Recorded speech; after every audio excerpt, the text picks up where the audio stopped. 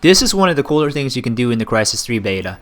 Pick up a damaged pole from the ground and use it to beat an enemy to death. It's embarrassing when it happens to them. What's going on YouTube? Today I'm going to be talking to you about my Crysis 3 beta impressions. The beta is open to everybody. You can't play it through Steam yet. You have to go through Origin, EA's online distribution service. The beta is also available on Xbox 360 and PS3. It started yesterday, January 29th, and it runs until February 12th. You're seeing gameplay from the first day of the beta. I think most people on day one just tweak their hardware settings, make sure that they got everything running smoothly, did some benchmark testing before playing for serious. So most of the gameplay isn't going to be impressive. And I have never played a Crysis game before, not even on consoles, so I have no idea what's going on. I don't know how to activate my armor abilities. I found out now you just press the Q button or the E button. Q is your active armor ability and the E button is stealth or something like that. And I don't know what my perks do, and the HUD is really confusing and it's really obstructive. But one skill that is consistent across all shooters is being able to point your gun at someone and ripping their face off, something I'm rather good at. The thing that everyone seems to want to mention or talk about when it comes to Crysis 3 is the visual component. How good do the graphics look? I'm going to get it out of the way here. These are the best graphics in any first-person shooter I've ever played. This video will talk about the hardware specifics relative to my PC, then I'll break down what I think about the gameplay. On screen you're going to see the graphic settings I like to use. I'm running this on a GTX 660 maximum clock speed with an Intel 3rd Gen i7 processor.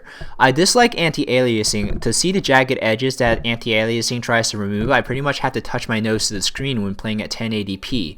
I really like motion blur. I think motion blur adds a lot of realism to the gameplay, but as you see when I play, I spin a lot. I do a lot of turns, I do a lot of 180s, and it's nauseating to play with motion blur on, so I have that off, but I do think motion blur is a realistic touch.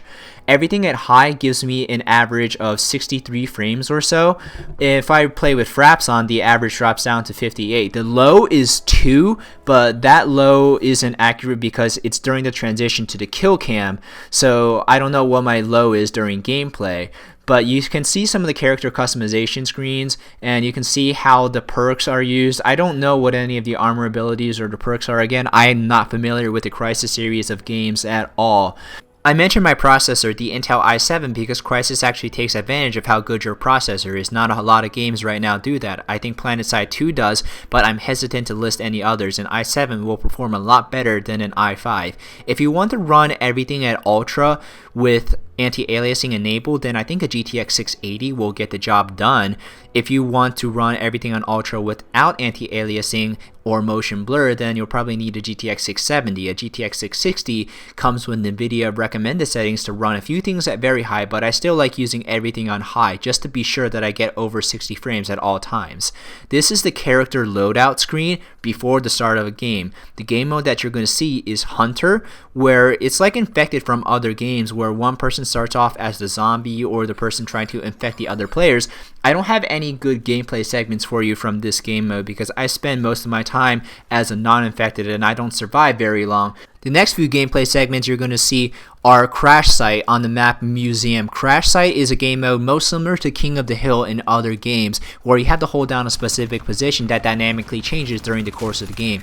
The first map you saw me play on in the beginning of the video was Airport, and just the grass from that map already puts all other games' graphics to shame.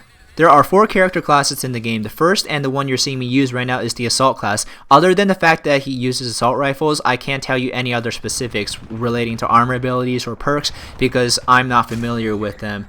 The next class is the Sniper class. Following that is the Close Quarters class, and then the Heavy Gunner class, which some people said was overpowered during the alpha. The beta has a level cap of 10, and I disagree with this philosophy. I think beta should give everybody double or triple EXP to get everything unlocked so that people can try and break classes and see like how unbalanced things can get. I think the point of this beta is to test server stability and such, but there's also the avenue to hear player feedback about what they think regarding the maps and balance.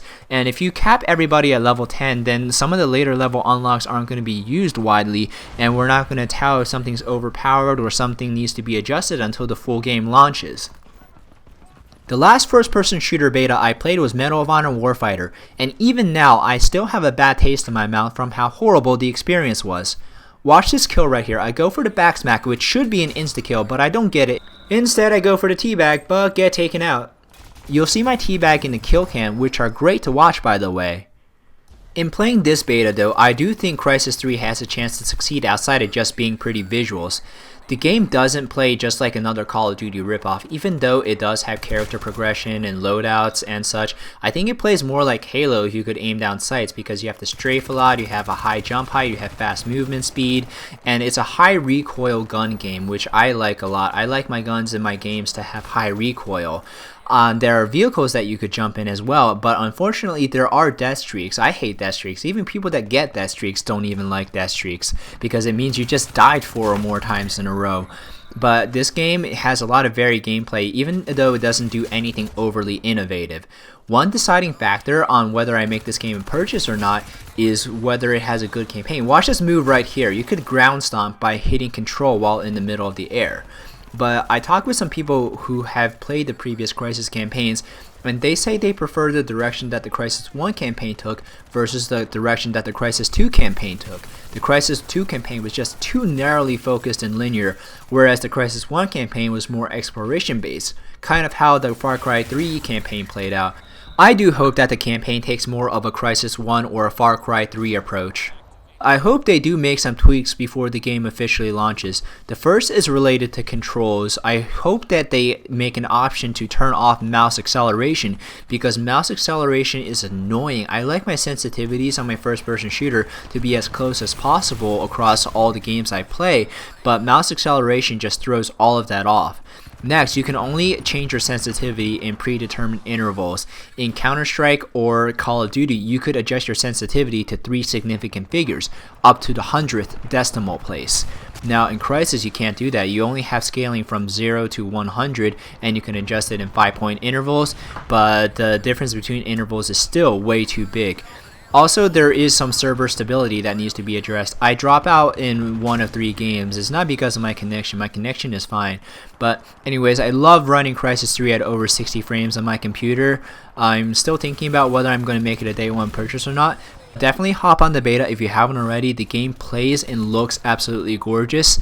Thanks for watching my commentary though. I hope my later gameplay is a lot better than this rush of day 1 madness. Have a great day.